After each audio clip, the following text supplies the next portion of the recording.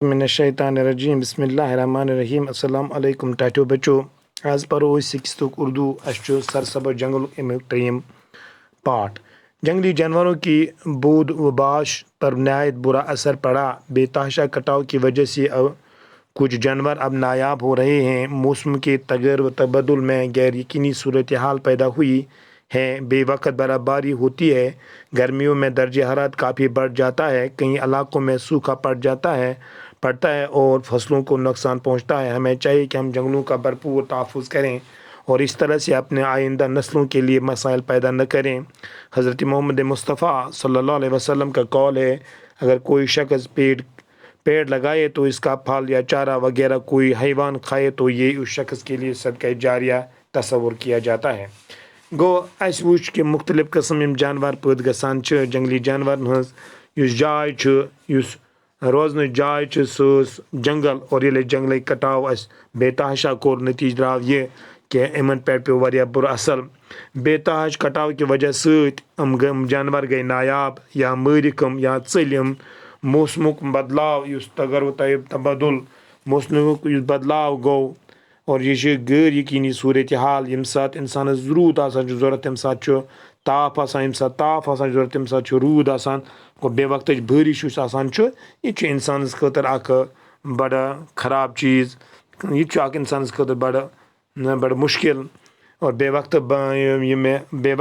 बर्फबारी पेवान बे वक्त शीन पेवान या गर्मी हूँ दर्ज हरारत बढ़ान अत मज इलाक तम यम हक रोजान यत रोड पेवान और फसलन नुकसान वातान। अस पज जंगलन हूँ भरपूर तहफ़्फ़ुज़ करन और जंगल सन यह क्या नाव रौनक और अस पज अत जंगलन जंगलन हूँ अस पज कुलन हूँ तहफ़्फ़ुज़ करन ताकि आइंद इन वाजिन नस्ल तिहंद खतर गस कह मसला पैदा कह।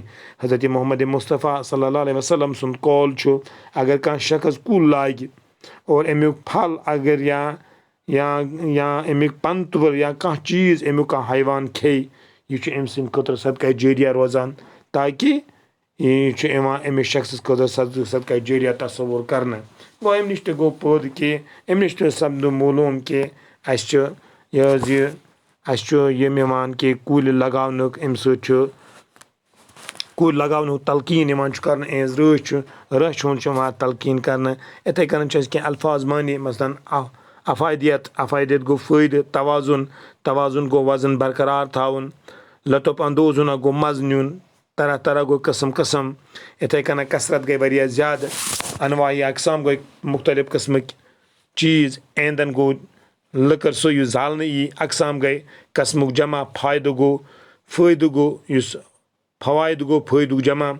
सरसब्ज़ सोना गो वारिया कीमती जंगलच अहमियत पेश नज़र अंग्रेज़ीस मज वन ग्रीन गोल्ड यानी सब्ज़ सोना इस्तेमाल करना। इजाफा गो बढ़ावन तकाज गो तलब तो ख्वाहिश कर। मोहरम गो ना बदनसीब ना उम्मीद या नाकाम।